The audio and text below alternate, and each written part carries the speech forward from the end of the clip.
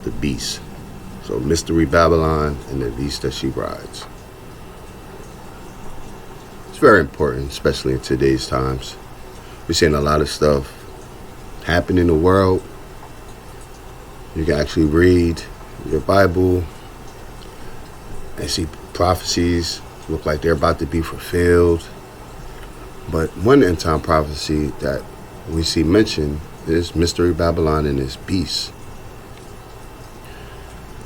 And I think it's important that we have an understanding of who's Mystery Babylon.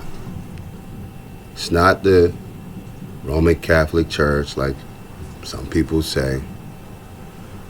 It's described in the Bible as a city. But this is the vision that the prophets had. Mystery Babylon is a country. It's the United States. The United States is filled with many cities. You know, you got the capital, Washington, D.C., which is, I guess D.C. stands for District of Columbia. Yes, that's what it stands for. But you also have, New York City. Which, if you look at New York City, that's where the Statue of Liberty is. New York City could be considered Babylon alone, if you ask me. I believe it's the whole country. It's all about the country that influences the world. So we're going to read some scripture. Before we read scriptures, though, I just want to show you some things about Babylon, about the United States. And a lot of us probably already know this, but I just want to go over. So I'm gonna read a couple articles. It's not necessary articles, just a little Google search, and just to put the facts on the table. And then we'll get into some scripture, and we'll see what the word says. So without further ado, let's begin. So the first thing we're going to Google, America is the leader of the free world. I'm just going to read the AI overview. And this is what it says. It says the United States has long been considered the leader of the free world, a term originating in World War II to describe the coalition of democracies resisting authoritarianism. Rooted in its post-World War II role, this position is maintained through military power, economic influence, and promotion of democratic values. Now, what's key is America is so quick to push its democracy on a lot of these countries that they conquered.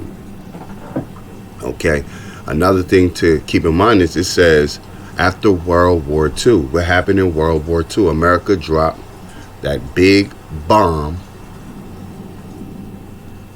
on Japan, and they had the bigger bomb than anybody else. So that helped America really show its power and might. Let's keep reading. So global influence. The U.S. has provided security guarantees for democratic allies for over 8 decades, fostering an international order based on liberal principles. Challenges. The role is currently undergoing scrutiny with debate surrounding the effectiveness of U.S. leadership. The rise of competing powers in Asia and Europe and shifting foreign policies approaches. Right? So basically, we don't need to read more. So basically, you see America is in power, but things are looking like the tides are starting to change. Well, we're going to see why. But let's keep going. Let's look at the American dollar, the U.S. currency. So we got another AI overview. The U.S. dollar is considered the world's most powerful currency due to its role as the primary global revenue currency, underpinning international trade, finance, central bank reserves. Backed by the U.S.'s large, stable economy, and transparent institutions, making it the most traded currency, even if it is ranked lower in exchange rate value. Its power stems from widespread use in invoicing, commodity pricing, and as safe haven for investors, granting the U.S. significant economic and geopolitical influence. So there you got it. You actually have the American dollar being the dominant dollar. So right now, so far, there are the superpower after World War II. Now we're saying their currency is the most powerful currency. Let's continue. Let's look at the military aspect of it. Because according to this, the U.S. has military bases in over 75 countries, with estimates ranging from around 75 to over 80, hosting hundreds of installations. Though exact numbers vary due to base closures, openings, and different definitions of a base, while some sources mention around 128 major bases in about 49 countries as of early 2025. The other reports cite closer to 750 bases sites in over 80 countries, with major deployments in East Asia, Japan and South Korea, and Europe, Germany, Italy. So that's deep right there. You think about that. So America has bases all over, showing that they're running the world. Now I want you to take this and think about this. How many foreign governments have a military base in America? But America is allowed to have military bases throughout the world. So this is a good start to just show you America's influence. So let's get into this. I'm gonna show you why this is key. So we're going to talk about Mystery Babylon, but before we get to Mystery Babylon, let's just read up a little bit about ancient Babylon with the one and only Nimrod. So we're going to start in Genesis. Now I'm going to try to read through these real fast so we can get to Mystery Babylon. All right. So we're going to start in Genesis chapter 10. We're going to read verses 8 through 10.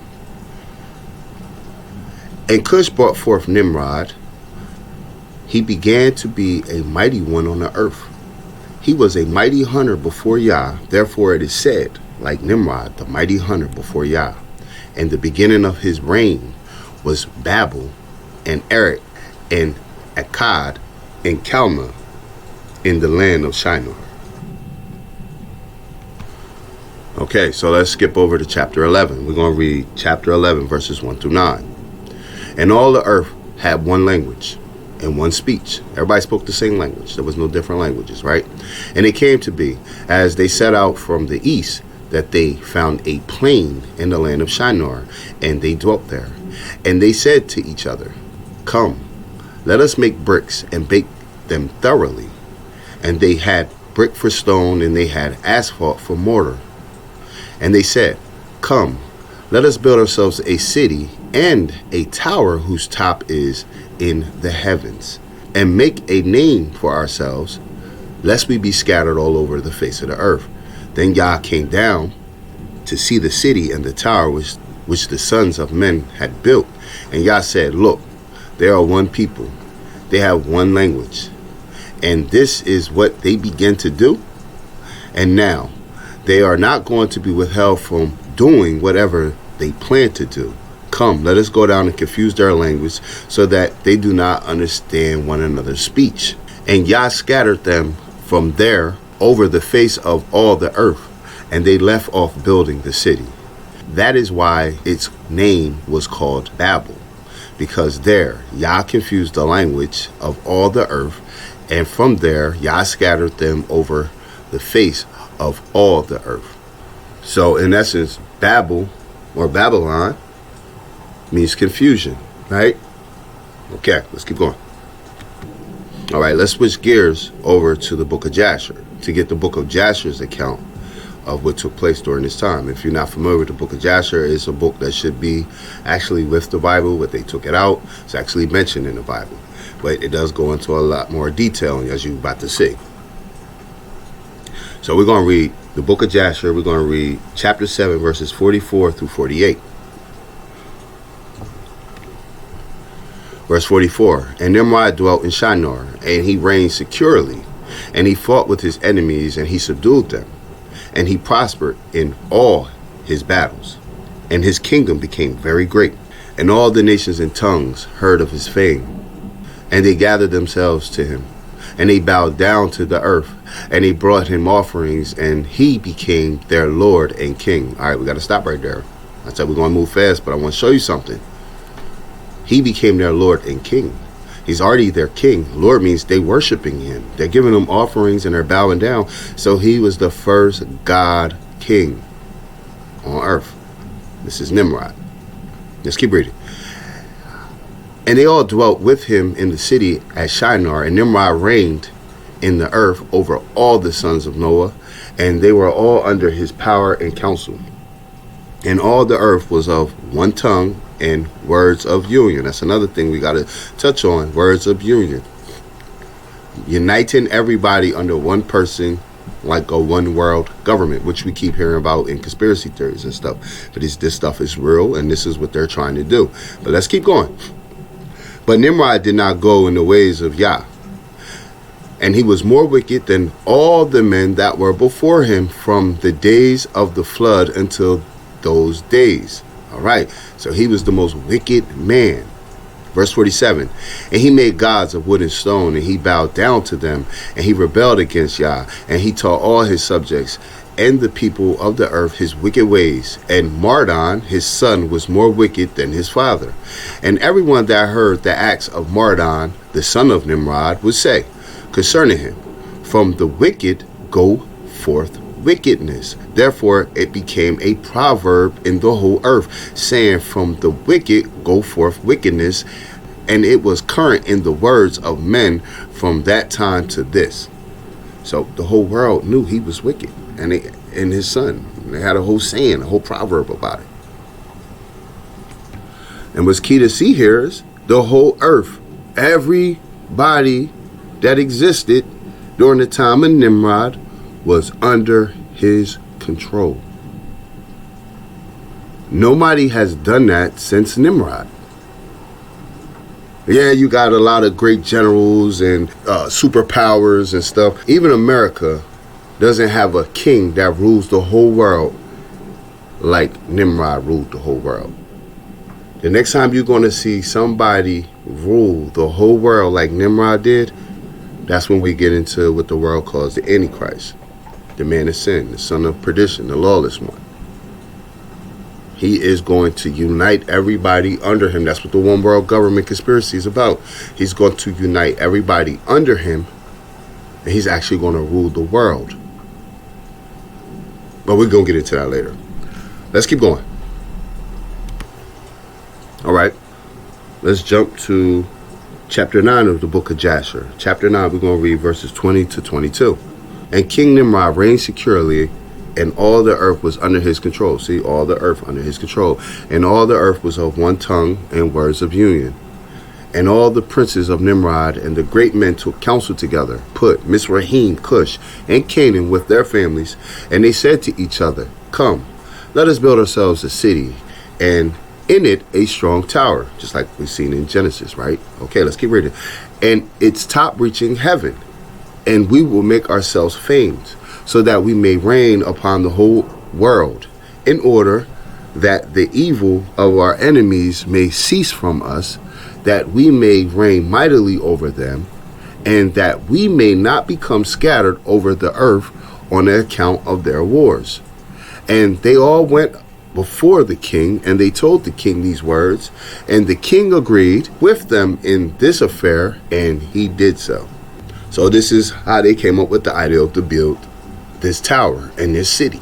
Let's keep going. It gets deeper. We're going to skip down to verse 24. I'm going to read 24 through 26. And it says, and they began to make bricks and burn fires to build the city and the tower that they had imagined to complete. And the building of the tower was unto them a transgression and a sin. That's powerful. So it was a sin and a transgression that they were even doing it, right? And they began to build it.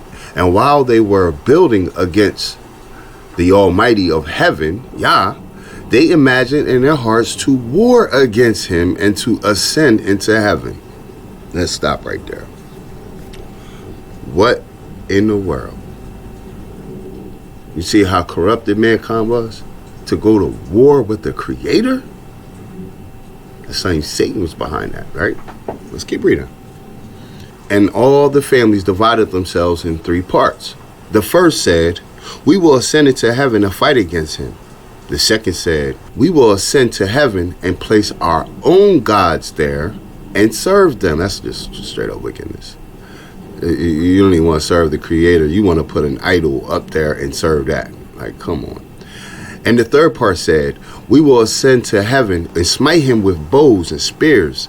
And Yah knew all their works and all their evil thoughts. And he saw the city and the tower which they were building. So Yah has to do something about it. And this is a good read if you ever get this book, or you can download the PDF and read it as well. But it's a good read. I'm not going to read all into it. I'm just showing you the mindset that the people had under Nimrod's rule. Nimrod is ruling the world, and they're under him, and they feel like they're ruling as well. Sounds like that American pride thing, right? The leader of the free world, the president or whoever, the Congress and all of them, they feel like they're running things. But then you got patriots, the greatest country in the world, and ready to, let's bomb them and stuff like that. Like, you know what I think about too? I think about like even like some of the songs that came out. Like, I think it was Outkast came out with a song called "Bombs Over Baghdad" when America was meddling in what's going on in Middle Eastern affairs, and they made a big song about bombs over Baghdad. Like, it's the mindset. It's the mindset, and we're gonna see how that's dangerous as we keep reading about Mystery Babylon. But let's continue on. I got one more piece of ancient Babylon that we're gonna read, then we're gonna jump right into Mystery Babylon. Okay, so we're gonna skip over to chapter 11. We're gonna read verses 6 through 8. Jasher, chapter 11, verses 6 through 8. And Nimrod dwelt in Babel, and he there renewed his reign over the rest of his subjects, and he reigned securely. And the subjects and princes of Nimrod called his name Amraphel, saying that at the tower his princes and men fell through his means. And notwithstanding this, Nimrod did not return to the Almighty, and he continued in his wickedness and teaching wickedness to the sons of men. He was doing the wickedness, and he was spreading the wickedness by teaching the wickedness. And Mardon, his son, was worse than his father, and continued to add to the abominations of his father. And he caused the sons of men to sin. Therefore it is said, from the wicked go forth wickedness. So the leader of ancient Babylon has control over the whole world and causes mankind to sin. He's spreading something. You're going to see a comparison when we get to Babylon. All right. So we got an understanding somewhat of Mystery Babylon. Like I said, of ancient Babylon. Like I said, go back, read it. It's a good read. You got the mindset that they had when they was building the tower, which is a very wicked and possessed mindset to have. But we see all of that. So let's continue. So let's get into Mystery Babylon. We're going to start off in Revelations. We're going to be here and there. But we're going to start off with Revelation chapter 17. We're going to read verses 1 through 6.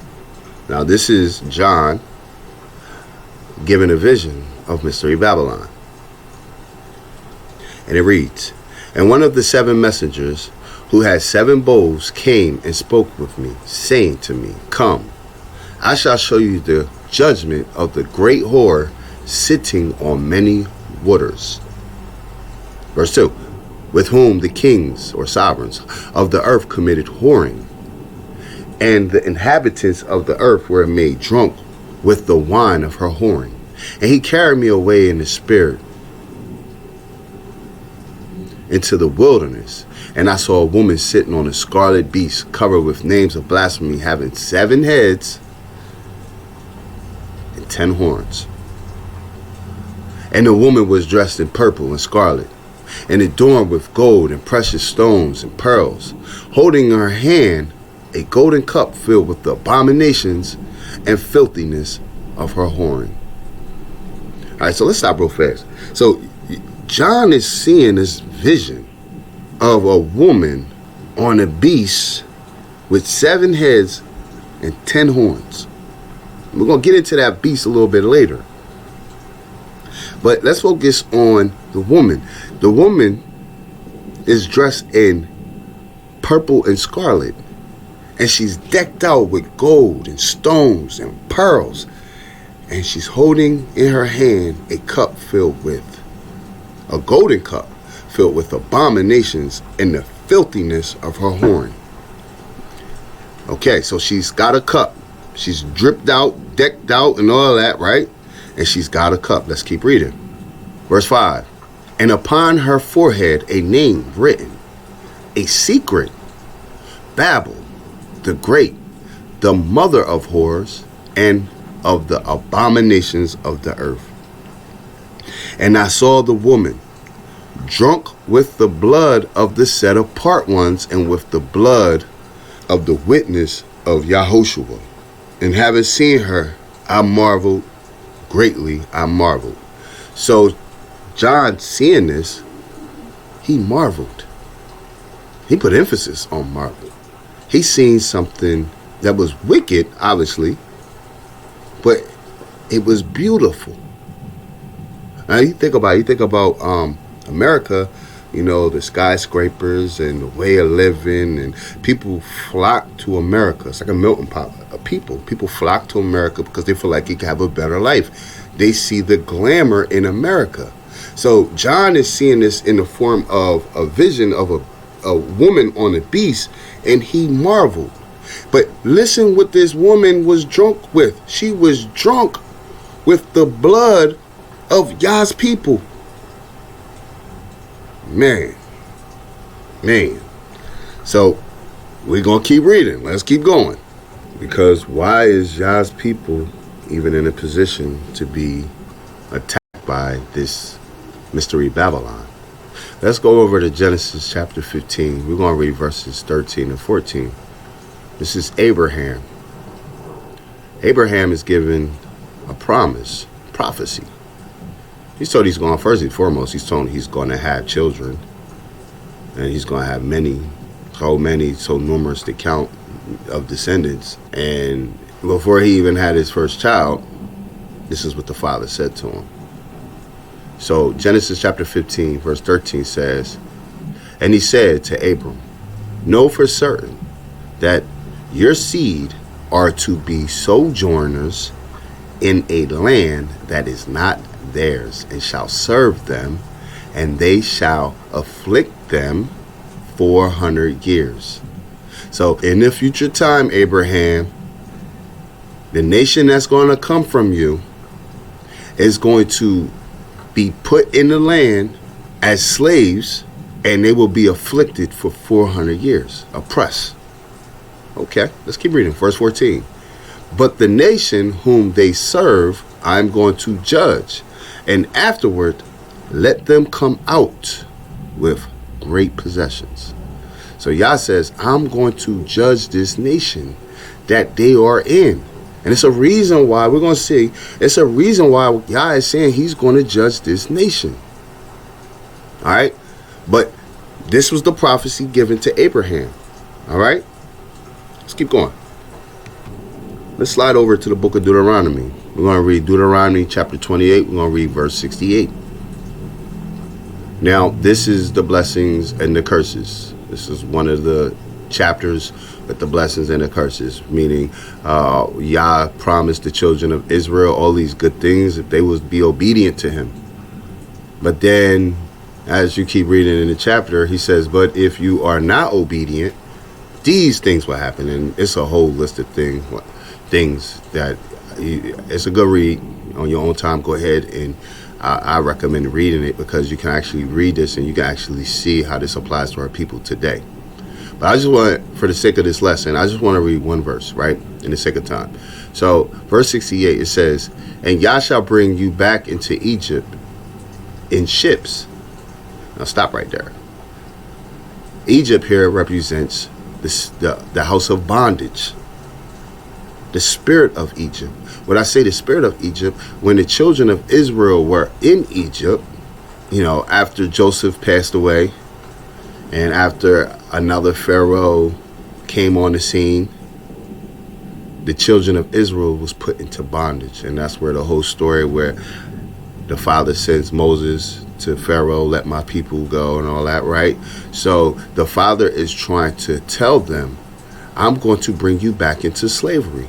Because here's the key thing. To get from Israel to Egypt, you don't need to take ships. You can literally walk. It's a long walk, of course. Well, horseback, camelback, whatever. But this is not referring to actual Egypt. This is referring to the house of bondage. But let me keep reading. He says, and Yah shall bring you back into Egypt in ships, by the way which I said to you, you will never see it again. And there you shall be sold to your enemies as male and female slaves, but no one to buy.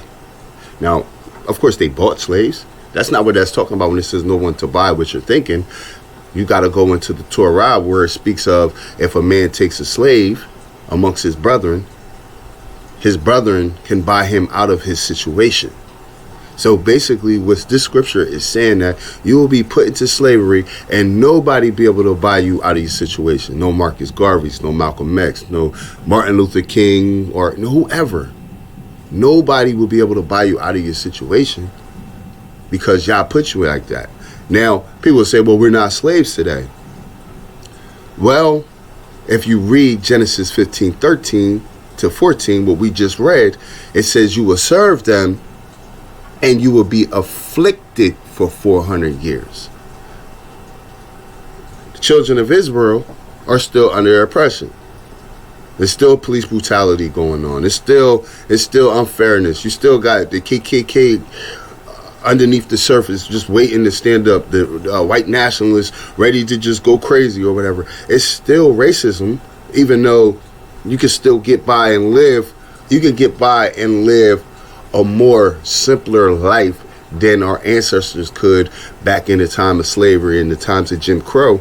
But you're still being afflicted. As a nation, you're still the bottom of the barrel. You still live in ghettos. You still live in poverty. Not all of us. Some of us got good jobs and live in good neighborhoods, but look at your people as a whole, right? So we're still, and then here's the key thing. This is the key thing. You still don't have a home. If everybody goes back to their country, where is the so-called African Americans going to go? Oh, Africa, right? Africa is a continent with many countries. What country on the continent Africa are you going to? You see what I'm saying? So it's still the and we're gonna get into that. We're gonna get into that because the Father's gonna gather us. That's the Father's job in doing. He's gonna show His power on how He gathers us. But not to get ahead of myself. Just wanted to show you that right here, that the Father told Moses to tell the children of Israel that He would send them back into slavery. So when we read that this woman is drunk with the blood of the saints, this is how we got there, because what our forefathers, our ancestors did, and what we still continue to do today. We still have not came back to Yah. We still have not called back to Yah. Yah requires obedience before sacrifice. Not getting ahead of myself. Let's keep going. So let's see about Babylon. Let's keep going. Isaiah. We're gonna go to Isaiah chapter 47. We're going to read verses 1 through 6. And this is Yah speaking to Babylon, Mystery Babylon. It says, come down and sit in the dust, O maiden daughter of Babel. See, she's referred to the daughter of Babel, the daughter of ancient Babylon, or Neo-Babylon. Neo-Babylon would be the time during Nebuchadnezzar and all that. But she's referred to as the daughter of Babel, or Babylon. Yah says, come down and sit in the dust, O maiden daughter of Babel. Sit on the ground without a throne, O daughter of the Chaldean, for no more do they call you tender and delicate. Take up a millstone and grind flour. Remove your veil. Lift up the skirt. Uncover the leg. Pass through rivers. Let your nakedness be uncovered. Let your shame also be exposed. I take vengeance, and to meet no man. Our Redeemer, Yah of hosts, is his name, set apart one of Yisrael. Sit silent and go into darkness, O daughter of Chaldean. And Chaldean is another name for Babylon. And it was the Chaldean was another name for for Neo-Babylon. So when and you'll see that a lot when we're reading these scriptures, Babylon has a lot of names. But let's keep reading. Sit silent and go in darkness, O daughter of the Chaldean, for no more do they call you a mistress of reigns or a mistress of kingdoms. I was wroth with my people. This is Yah saying this. He's saying he was mad with his people. Yah says, I have profaned my inheritance and gave them into your hand. Let's stop right there. Yah said he profaned his inheritance because he sent his inheritance to this wicked land. But it was all because of the punishment that had to be put down, right? Yah had to put down the punishment on his people. But check this out. He says, you showed them no compassion. You made your yoke very heavy on the elderly. Yah told her to sit down in the dust. So when you think about dust, you're thinking about something being destroyed and being turned into dust. So Yah is saying, sit down in your destruction. See that? And what's also interesting is Yah says, let her nakedness be uncovered. Right? Uncover her leg. Lift up her skirt, right? And what's sitting in the New York Harbor right now? The Statue of Liberty, right? The Statue of Liberty is a representation of America. It's no coincidence here, man. It's none. It's no coincidence. Yah is bringing a judgment against her, and he says, I'm going to do all of this. Why? Because you put heavy burdens on my people. You made your yoke very heavy on the elderly. Babylon has not shown compassion to any. And if you think about the slavery times, even the Jim Crow times, even now, there's no let up. There is no let up. So Yah is doing this for you, Israel. Yah is doing all of this for you. And here goes the Statue of Liberty. You see that? Right in the New York Harbor. Her nakedness being uncovered. You can look at that like exposing all her secrets and lies. She's been lying to all the nations. She's been lying to her own people. They lie about so much, don't they? I mean, you hear about assassinations, and then all of a sudden it comes out they were behind it. A lot of false flag attacks and whatnot. We get into that later.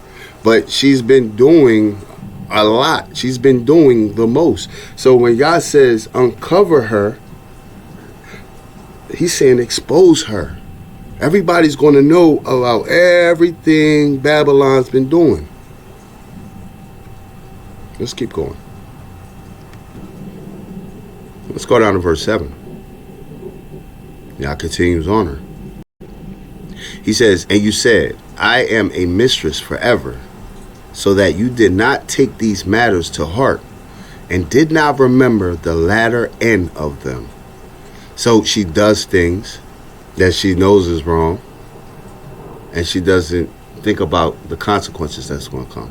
She don't think that she'll get exposed. She don't even consider it, because she is saying she's a mistress forever. Nobody's in control of her, right? She can do what she wants.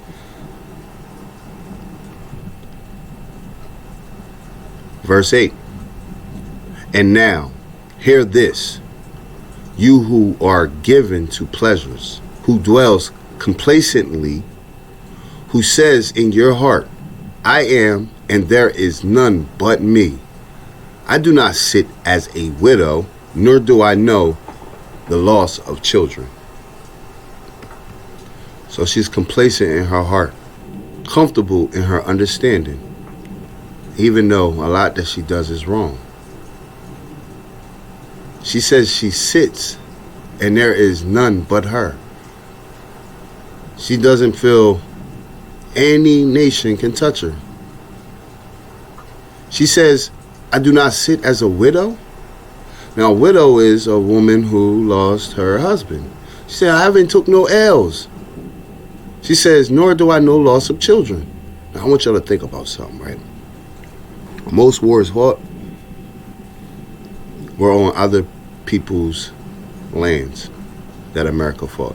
I know the war of 1812 with the British coming here. America beat British, but Britain was in the middle of fighting another war. Britain was in the middle of fighting Napoleon and couldn't really mount much of an attack.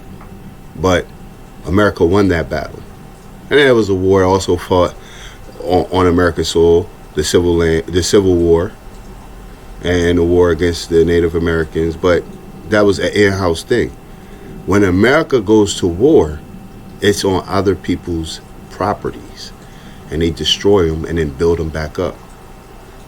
See what they did to Tokyo after they bombed the mess out of it, turned it into another Times Square. America did that. They would destroy and then build it back up. See how complacent in her heart she is? She says, I am and there is none. She hasn't took no L's. Yeah, you're like, all right, well, the Vietnam War, there was a stalemate and stuff like that. Yeah, but what I'm saying is nothing's happening. Nobody's coming over here and destroying. And got her running with her legs, her tail tucked between her legs. She feels like the supreme dominant force. Very powerful, very powerful. So Yah is describing her. Yah is describing her. And this is her mindset. And you can see it. We all know it. Everybody knows it. America does what America wants. Meddle in other people's businesses. Right? And here, let's go here. I want to show you this. So this is just Googling the list of wars involving the United States. Right? This is just simply Wikipedia. But just to give you an understanding, idea. It says, further information, colonial American military history and military history of the United States. This is an index of the lists detailing military conflicts involving the United States, organized by time periods. It says, although the United States has formally declared war only 5 times, and these declarations cover a total of 11 separate instances against specific nations. There are currently 195 non-colonial military conflicts included in these lists, 7 of which are ongoing between all 6 lists. There are currently 233 military conflicts. That's just amazing. 233 military conflicts. Let's keep reading.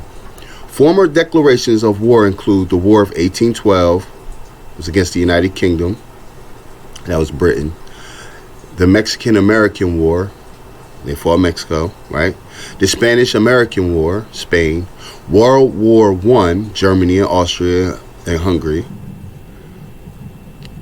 And World War II, Japan, Germany, Italy, Bulgaria, Hungary, and Romania.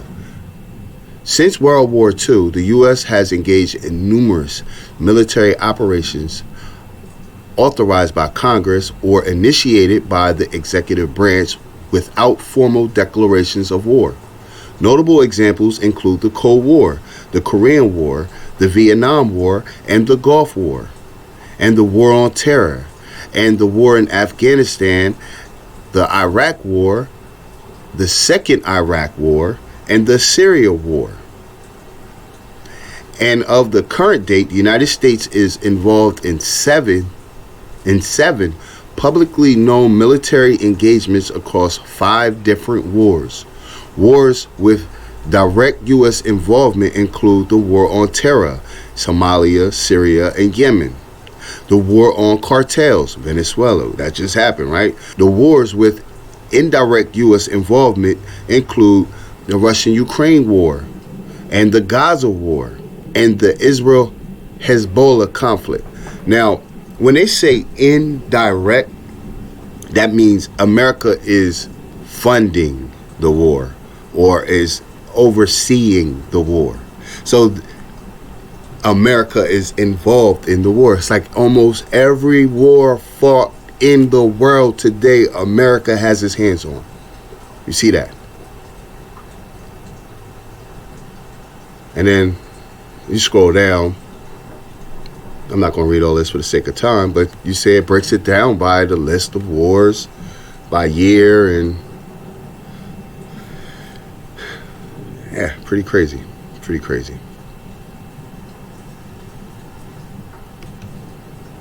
Let's continue on back in the book of Isaiah. We're going to read verses 9 and 10 now. So it says, because remember, she says she sit as a widow and she doesn't know a loss of children. No, it says she doesn't sit as a widow, nor does she know loss of her children. So she's saying she is not taking no L's, right? Listen what the Father has to say about that. He says in verse 9, he said, both of these come to you suddenly in one day, the loss of children and widowhood. Yes, she's going to take an L. She's going to take an L. They shall come upon you in completeness because of your many witchcrafts, for your numerous great potent spells, and you have trusted in your evil. You have said, no one sees me. Your wisdom and your knowledge have led you astray, and you have said in your heart, I am, and there is none but me. Isaiah 47:11. But evil shall come upon you, you not knowing from where it arises, and trouble fall upon you, you being unable to put it off, and ruin come upon you suddenly, which you know not. So just think about that. Yah's telling her that evil shall come upon her, but she will not know where it arises from. That comes with the trouble that will fall on her. She's not going to know where it came from. And she will not be able to stop it, put it off, or anything. And then the Father goes as far as to even say ruin comes upon you. So, right, she sees that she's going to be attacked. She's not even going to know where it's coming from, but it's going to be a situation she's not going to be able to get herself out of, because next is ruin. Ruin suddenly comes upon her, and she doesn't even know it's coming. God has like the perfect judgment for Babylon. The perfect judgment for Babylon. Let's keep reading. We're going to go ahead and knock out verses 12 through 15. All right. Verse 12 says, stand now with your potent spells and your many witchcrafts, in which you have labored from your youth. She's been doing it since her beginning. These witchcrafts and spells that she's been doing it since her beginning. She's doing it now. He also says, if so be you are able to profit, if so be you find strength. So he said, like, go ahead and run to your witchcrafts and your spells that you've been doing. if you could profit from them, or if you could find strength in them, none of that's going to help her. But you can imagine as things start to befall upon Babylon, what they're going to be doing in closed doors. You can imagine. You can only imagine. We're not there behind them closed doors to see what's taking place, but you can only imagine. Verse 13, you are exhausted by your many counsels. Let the astrologers and the stargazers and those who prognosticate by the new moons stand up and save you from what's coming upon you. You see that? You have many counsels, right? The astrologers, right? People who seeks out in the skies and the stars and whatnot, right? Your NASAs, right? Your stargazers and those who prognosticate by the new moons. You know, looking into the sky. So basically what he's saying is those who search in the heavens for answers without going to Yah. Now, y'all really need to think about this into modern day terms, because this is what is being said back then. But what's happening now is they are following the fallen angels. So he's saying, you go ahead and you go to your councils who's going to these fallen angels, and you go to your councils who rely on these fallen angels. You go to your councils who rely on black magic. You go to your councils who rely on whatever, and see if that can save you. It's not going to be enough, though. It's not going to be enough. Verse 14. See, they shall be stubble. Fire shall burn them, and they do not deliver themselves from the power of the flame. There is not a coal to be warmed by, nor a fire to sit before it. So they shall be to you with whom you have labored, your merchants from your youth. They shall wander, each one his own way. There is none to save you. So you can't even rely on your merchants. America is big on the trading industry. Big. You pay attention. Trump knows this. That's why when he's got a problem with a country, he puts tariffs. Because a lot of import-export situations take place in America. It's Babylon.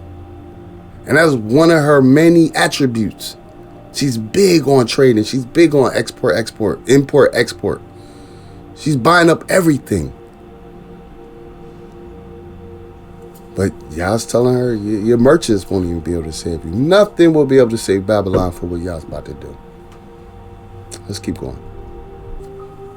And this is important that y'all really pay attention to this, because so many people are going to get caught up in their love for Babylon.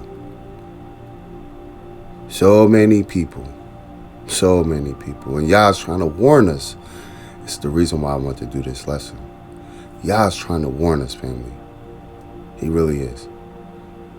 And honestly, as a Hebrew Israelite, this was never our home. We were just here. We sojourners, right? Like it said in Genesis 15:13, we are sojourners. Think of it like a long visit. A long visit. That's all we are. But just like how when Yah brought the children of Israel out of Egypt, and when they got into the wilderness, before they got into their land, a lot of people despised Moses and was like, we should have stayed in Egypt. They had that much love for Egypt. That's the reason why Yah didn't let a lot of them go into the land. Really, out of that original group, only two, Caleb and Joshua, were the only ones. Moses didn't even go. Yah put Moses in a safe place. But what I'm saying is, you gotta find out how to fall out of love with Babylon. We're gonna keep reading. You're gonna see why. We're gonna keep reading. Let's go to because judgment's coming. Time's running out. You don't want to get caught up in that. It is running out.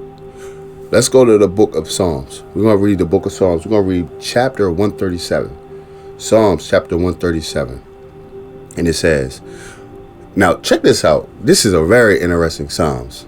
Like, this is something worthy of highlighting in your Bible, because it just reminds me of something. But let me go ahead and read it. So verse 1 says, By the rivers of Babel, there we sat down, we wept as we remembered Zion. Remember, the author of Psalms is David, King David, right? Okay. Now, keep in mind also, David wasn't in Babylon as a slave or as an oppressed person.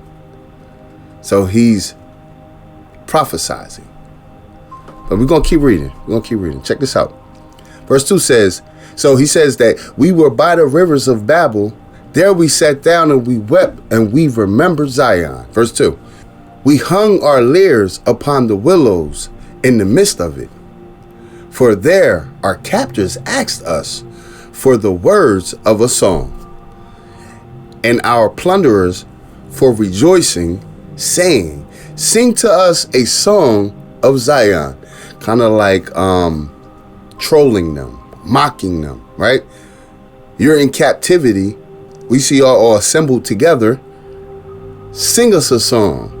And we hear y'all keep talking about Zion. So sing us a song about Zion. Even though we're not going to let you go home. Even though we're not going to take you out of the heavy yoke we put on you. Take you out of bondage or treat you right. Sing us a song. So they're trolling them. They're mocking them, right? That's how his word. It says, for our captors ask us for the words of a song, and our plunderers for rejoicing, saying, sing us a song of Zion. See, they're trolling. Verse 4. And how could we sing a song, O Yah, on foreign soil? If I forget you, O Yerushalayim, let my right hand forget. Let my tongue cleave to my palate. If I do not remember you, if I do not exalt, if I forget you, O Yerushalayim, let my right hand forget. Let my tongue cleave to my palate. If I do not remember you, if I do not exalt Yerushalayim above my chief joy, remember, O Yah, against the sons of Edom, the day of Yerushalayim, who said, lay it bare to its foundations. Verse 8. O daughter of Babel, who are to be destroyed, blessed is he who repays your deed, what you did to us. Blessed is he who shall take and dash your little ones against a rock. Against a rock. Wow. Very graphic. But you see what David's saying, and you see who David's talking about. He's not talking about ancient or even Neo-Babylon. He's talking about the daughter of Babylon who will be destroyed.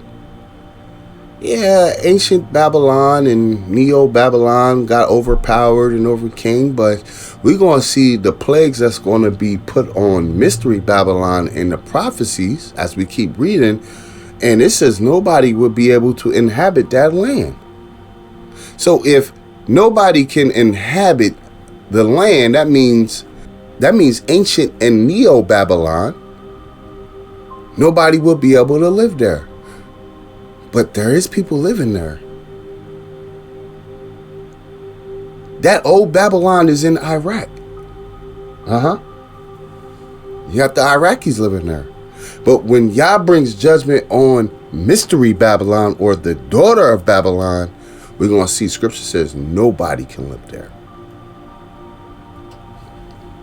It's why you got to get into your scriptures. You got to really read them. But I want to go back up here. I want to go back up here to verse 1, where it says, by the rivers of Babel, there we sat down and we wept as we remembered Zion. Zion referring to the land of Israel. They remember home. Now you in a place that's not home no more. You're here as a slave. You're here as a servant. You're here to be oppressed. You're here under punishment. You miss being home. You get homesick, right? He said we cried and sang. Well, he said he sat down and wept by the river to remember Zion. And you got a song out there that was referring to those times by, I think it's Sam Cooke, saying he was born by the river, right? That's what I remembered when I read this. It's a very powerful scripture, and it's just showing how the children of Israel, even when they came here, they knew who they were. It's us that forgot or just haven't been taught, and we're waking up now. But you can imagine that first group of slaves. They knew who they was. They knew who they were. So let's continue. We're gonna start. So let's read verse 11. So Isaiah chapter 47, verse 11. And it says, "But evil shall come upon you, you not knowing from where it arise, and trouble fall upon you." Hey fam, we're gonna cut it right there. Had a little issue with the recording. So we're gonna cut it right there. That's gonna be part one. Part two and part three coming real soon. It's already recorded, just gotta get put together. All right.